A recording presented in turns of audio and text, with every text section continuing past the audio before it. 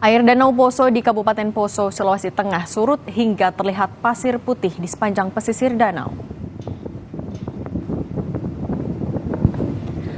Surutnya Danau Poso terlihat dari anjungan Danau Poso di kota Tentena, ibu kota Kecamatan Pamona, Puselemba, Kabupaten Poso.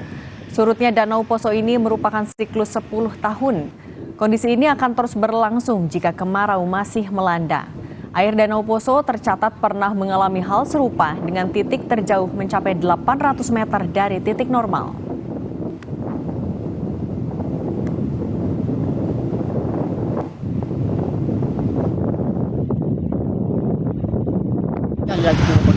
Jadi lebih 10 tahun kali ini turun. Lama baru sekali turun. Berapa tahun lalu waktu festival kan tidak bisa turun ke atas. Iya. Dan turunnya jauh ya? Jauh. Surutnya jauh. Betul. Sampai di pinggir tujuh nanti.